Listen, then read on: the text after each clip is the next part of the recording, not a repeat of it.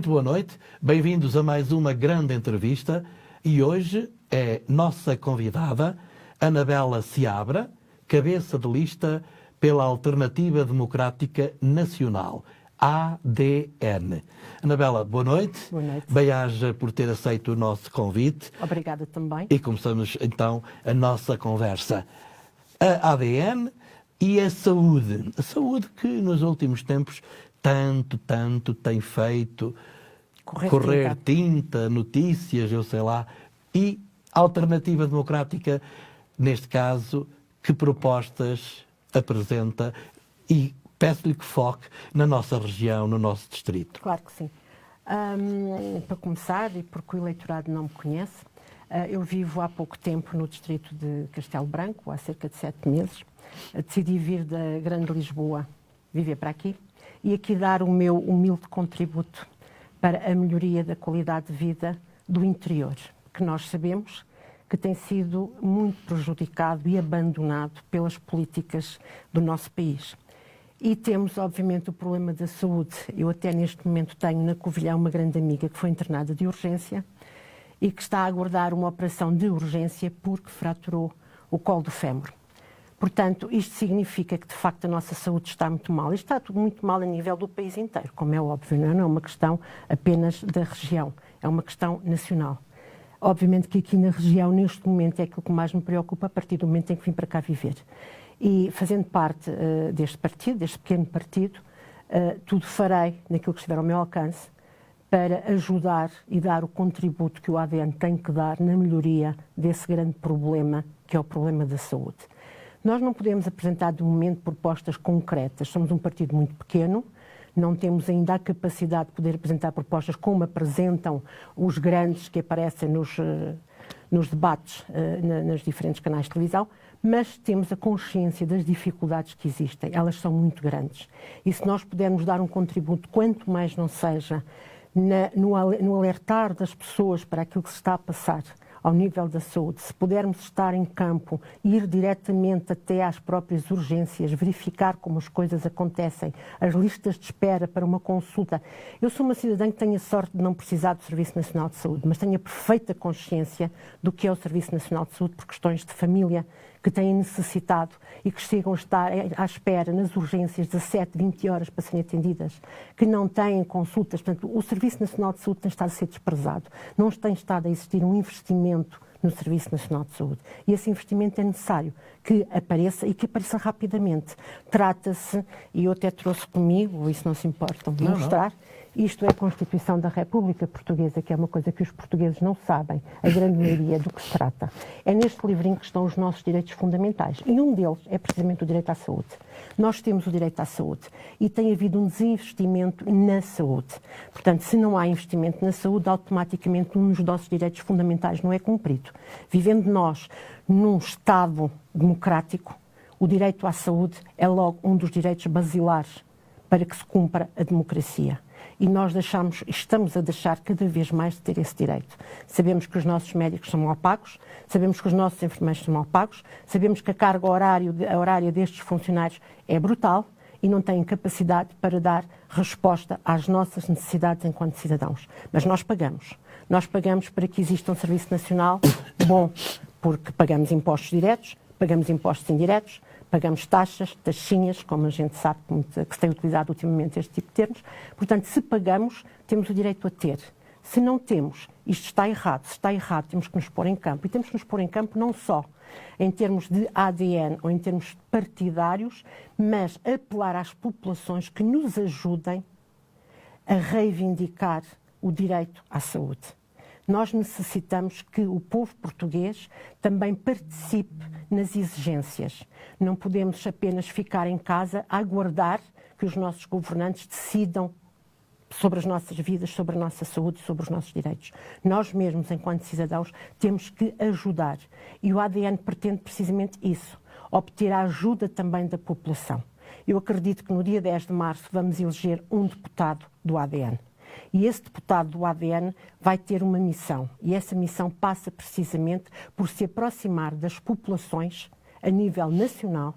E eu aqui, enquanto cidadã que vive no distrito de Castelo Branco, irei dar o meu contributo para que o nosso deputado venha a este distrito inteirar-se na primeira pessoa e em contacto direto com os cidadãos que têm essas dificuldades, neste caso, porque estamos a falar de saúde, que têm a dificuldade do acesso à saúde. Nós temos que utilizar os tempos de antena dos média nacionais para mostrar a realidade do povo português. Não chega estar sentado na Assembleia da República. É necessário sair de lá de dentro, é necessário sair do hemiciclo e estar junto das populações. E este é um princípio do ADN. Anabela, deixe-me interromper, só para fazermos um parênteses clarificador. Quando diz o ADN, ou a Alternativa Democrática Nacional, elege um deputado, está-se a referir ao grande círculo de Lisboa. Não se está a referir ao nosso... Infelizmente... Não, é só para ficarmos claros. Mas faz senão, muito isso bem a referir-se. E vamos porque lá senão ver. podem pensar que estamos a sonhar mais alto. Mais alto, não. Ainda bem. Eu percebi a sua intervenção. Mas ainda bem que põe a questão, porque infelizmente em Portugal Portanto, há uma incultura política. O povo português não sabe como é o funcionamento dos resultados eleitorais. Não sabe que existe uma coisa chamada método D'Hondt. Sim. E obviamente que não vamos explicar o método nesta entrevista, não. como é óbvio. perder o seu tempo, mas, não exatamente. é o meu. Mas o facto de mencionar também pode ser que proporciona às pessoas a vontade de ir ver o que é. Isso. Para perceberem como é que os deputados são eleitos. Sim, mas eu percebi. Portanto, o grande objetivo nestas eleições em que participam é eleger um deputado. Portanto, nacional, porque infelizmente é assim que funciona. E depois, percebeu-se bem na sua intervenção, que vai pedir a esse eleito que venha inteirar-se dos problemas do nosso distrito. Mais, eu não vou pedir, eu vou exigir. Exigir, pronto. Porque pedir é uma coisa que fica... é morna. Não, eu vou exigir, porque eu sou uma pessoa exigente.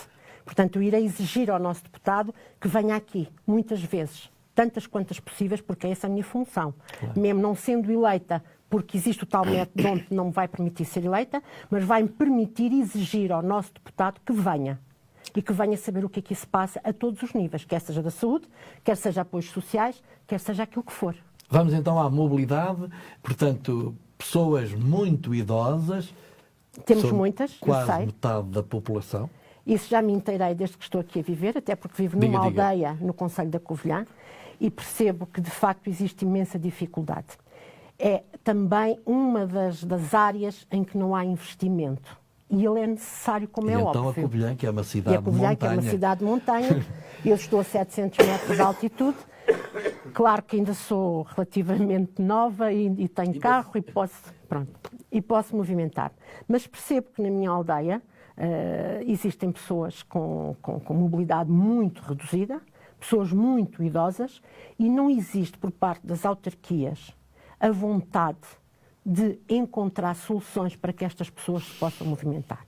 Eu que já fui autarca em 2001, em Lisboa, na área da Grande Lisboa, sei perfeitamente que se as autarquias quiserem podem fazer mais. E podem fazer mais, inclusivamente, tendo a própria autarquia meios próprios que ajudem a transportar as pessoas que têm essas dificuldades, por exemplo, para ir ao médico. Claro. A disponibilizar funcionários, por exemplo, que lhes vão adquirir os medicamentos, que as levam inclusivamente a passear. Eu sou uma pessoa que já vivi no estrangeiro e uma das coisas que eu adorava ver lá fora e que não vejo no meu país é carrinhas que transportem os idosos para eles irem passear. Passear é importante, mas é muito pouco para as necessidades. Sim, de acordo. E nós temos que ser ambiciosos. Não podemos sentir-nos satisfeitos com o pouco que nos dão. Mas ainda bem que frisa isso, que é também uma maneira de dar outros dias diferentes a estas pessoas. Com certeza. E ainda por cima, tendo nós, e aqui especificamente nós, que temos uma região lindíssima, eu conhecia mal só de passagem, agora começo a conhecer muito melhor pelo facto de cá viver, como é óbvio, e de facto nós temos coisas lindas. A Serra da Estrela é maravilhosa, por exemplo, não é? E toda esta zona é maravilhosa. Porquê é que não tiramos os idosos de casa e não os levamos a passear? Eu, quando fui autarca, uma das coisas que me fazia imensa impressão eram os valores gastos astronómicos em passeios completamente descabidos, em que se transportavam velhotes, e passo a expressão sem querer ofender, obviamente, e espero bem chegar lá, em que se transportavam as pessoas de muita idade, a distâncias muito grandes, chegavam ao local, lanchavam e regressavam a Lisboa. Isto não é nada. Claro. Nós temos que ter qualquer coisa de bem estruturada, a noção das necessidades. Um Vals a um teatro, levá-los não é? Levá-los ao cinema, à revista, não é? Levá-los a visitar qualquer coisa que até nunca visitaram. É muito curioso esta abordagem do social, porque normalmente só falamos em dinheiro. Não pode. Quando falamos em pessoas com mais idade, dizemos reformas pequenas, dificuldades, o acesso à cultura. Exatamente, até muito curioso. Sim, até porque o ADN tem por grande preocupação, e a sua preocupação primeira, a pessoa humana, o ser humano. E o ser humano vai desde a concepção até à morte. E, portanto, nós temos que ter preocupação para toda esta faixa, não é? Enquanto aqui estamos neste mundo. E se temos que ter essa preocupação, passa precisamente por este tipo de coisas. Qualidade de vida também é poder passear. Qualidade de vida não é um velhote estar em casa. E agora vamos então às reformas no concreto. Vamos falar, já percebemos esta ideia e já percebemos também como é que, para uma completar a outra, falta a parte financeira. A parte financeira. Ou dinheiro, como quisermos. A parte financeira no nosso são país... reformas muito baixas. Claro que sim, exatamente. E a parte financeira passa por uma boa gestão do dinheiro público, que é aquilo que não acontece no nosso país. Nós vamos fazer agora em abril 50 anos de uma revolução e devo dizer, e já agora volto a mostrar, e por favor, cidadãos, olhem para isto. Tentem saber o que está aqui dentro. Porque o que está aqui dentro, se fosse aplicado corretamente, era a concretização da democracia. A partir do momento em que é desrespeitado o que aqui está, nós não vivemos numa verdadeira democracia. Portanto, uma das coisas que se passa no nosso país é a falta de boa gestão. E nós vimos a quantidade de casos que acontecem no país, desde a corrupção, à má gestão dos financiamentos que vêm da União Europeia, por exemplo, que não são aplicados corretamente.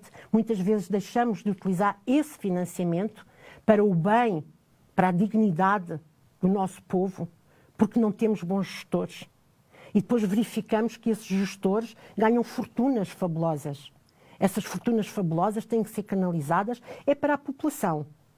Um gestor deve ganhar o seu ordenado, como qualquer um de nós, claro, mas não ordenados exorbitantes para depois nem sequer obtermos bons resultados.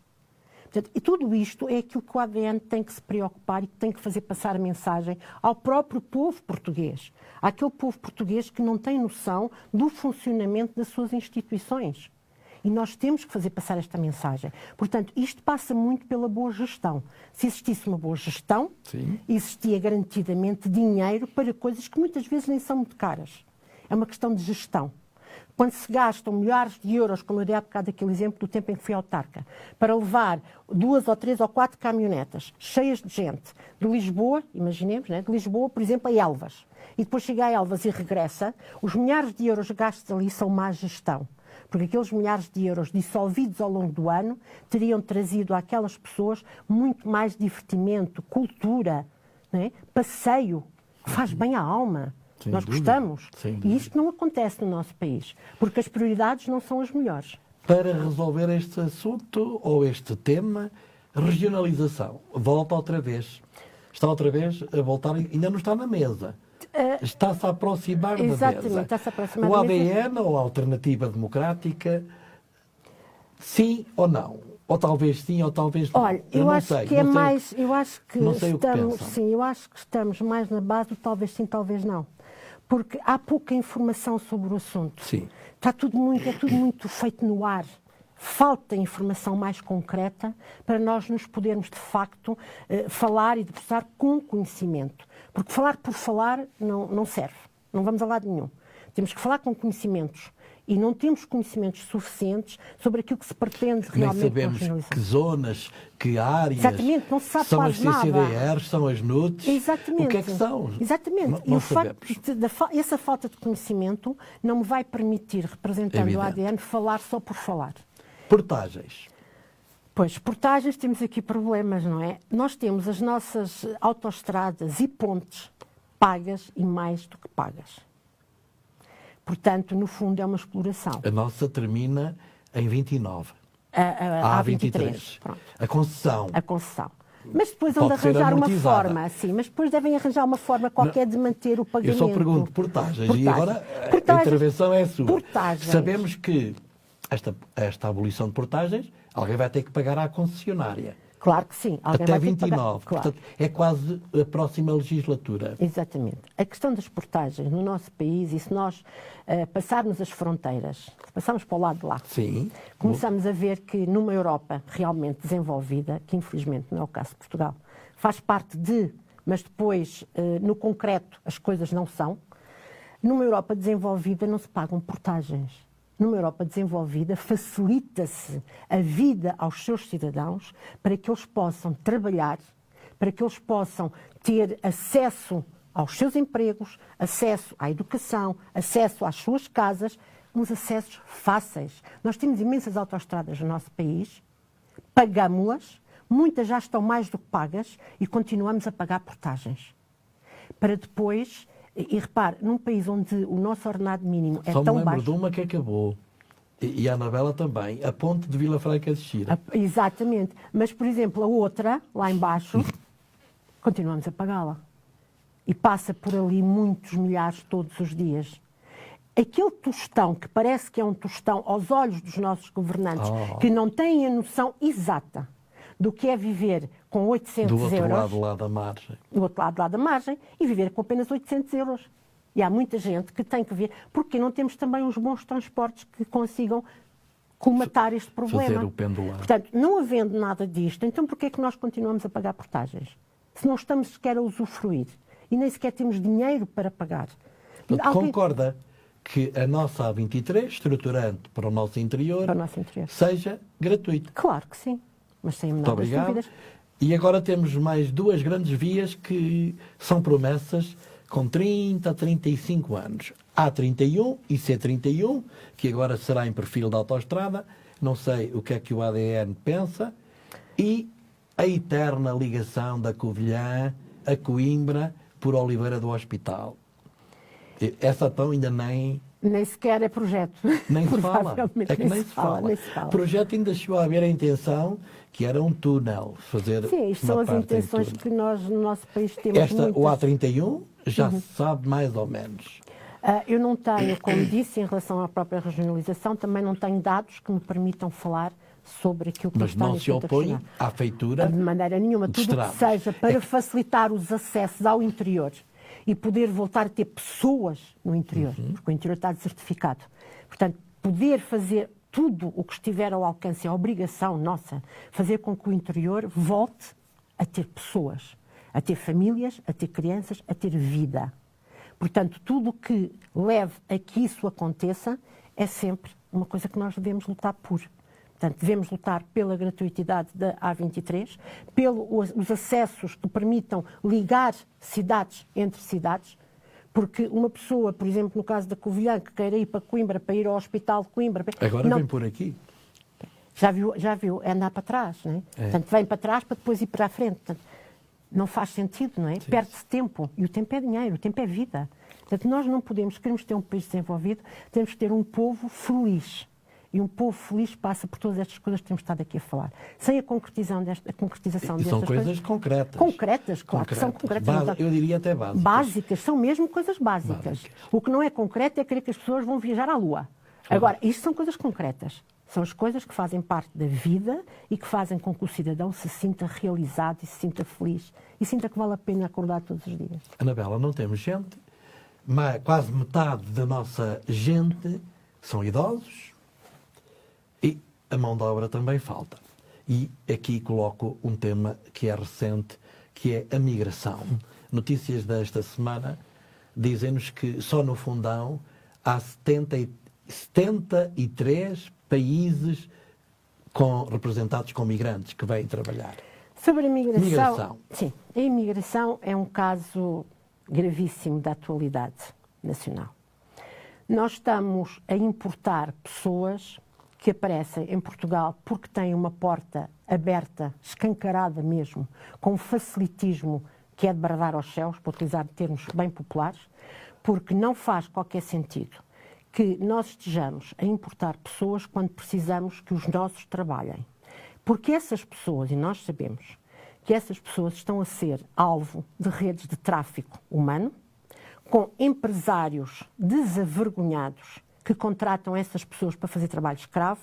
Nós também temos na Covilhã situações dessas, portanto sei daquilo que estou a falar. Aliás, existe um mamarracho na Covilhã, que sabe o que é o prédio gigante, que foi construído, não se sabe como nem porquê, não é? Eu, pelo menos não tenho ainda muitos conhecimentos sobre o assunto, mas lembro de passar para ir à Serra da Estrela e ver sempre aquele mamarracho ali. Aquele mamarracho, neste momento, tem algumas famílias de Bangladesh a viverem lá sem condições absolutamente nenhumas. Sim, ele está embargado. Ele está embargado. Não tem janelas, não tem portas. Mas as pessoas estão ali a viver. Porquê? Porque foram traficadas. E depois há empresários que aproveitam estas redes de tráfico para empregar ilegais nas suas plantações, e isto não pode continuar desta forma. A imigração tem que ser controlada. Imigração sim, mas com controle. Não é imigração ad hoc, feita de qualquer forma. Porque esta imigração feita desta forma não é para ninguém. Não é para nós portugueses, não é para os próprios imigrantes, não nos serve. Nós não somos contra, como é óbvio. Nós próprios somos um povo de imigrantes.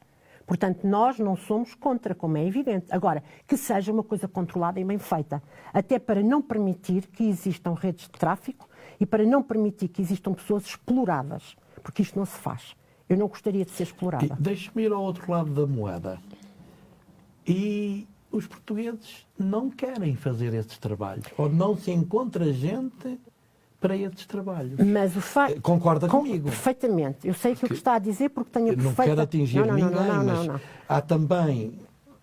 Eu concordo com o nós que está a temos dizer, gente porque repara... à espera de emprego, Mas a questão, vamos lá ver, nós sabemos que há portugueses que não querem fazer determinados trabalhos. Agora, a questão é assim, será que também não querem fazer esses trabalhos porque as condições que lhes são apresentadas pelos empresários são más? São más. Boa pergunta. Vai desde os ordenados e desde as condições de salubridade. Não têm onde comer, não têm onde fazer as suas necessidades, fazem-nas no meio do campo. Isto é indigno. Portanto, se calhar muitos portugueses não trabalham na agricultura e não se predispõem a fazer esse tipo de trabalho porque os empresários não nos oferecem condições dignas de trabalho. Talvez se existisse fiscalização e condições dignas de trabalho, muitos portugueses de certeza que não se importariam de trabalhar na agricultura. Só que o facilitismo desta mão de obra ilegal que vem através das redes de tráfico é bom para os empresários, porque o lucro é maior. Porque estas pessoas, no fundo, não têm direitos. Têm, mas não têm. Não são cumpridos. Estão a dizer que há exploração. Há exploração, claro que há exploração. Aliás, basta a gente ver que temos um gravíssimo problema, por exemplo, ao nível do arrendamento, em que temos casas sobrelotadas autênticas de imigrantes. Colmeias. Portanto, é porque não têm condições. Como dizem os italianos, cortiços. Exatamente. Portanto, não há condições. E não há condições. E para o empresário é ótimo poder contratar ilegais a baixo preço com falta de condições. Eu tenho a certeza que portugueses com boas condições iriam trabalhar na agricultura e iriam fazer esse trabalho. Anabela, não damos conta, como eu lhe dizia. É verdade. O tempo é muito pouco. Curioso. Não, em termos políticos, 30 minutos mais também ninguém nos segue. Sim. Isso são estudos Claro. que apontam nesse sentido. Para fecharmos, pois deixo-lhe esta possibilidade de dirigir-se a quem vai votar no nosso círculo eleitoral. Sim.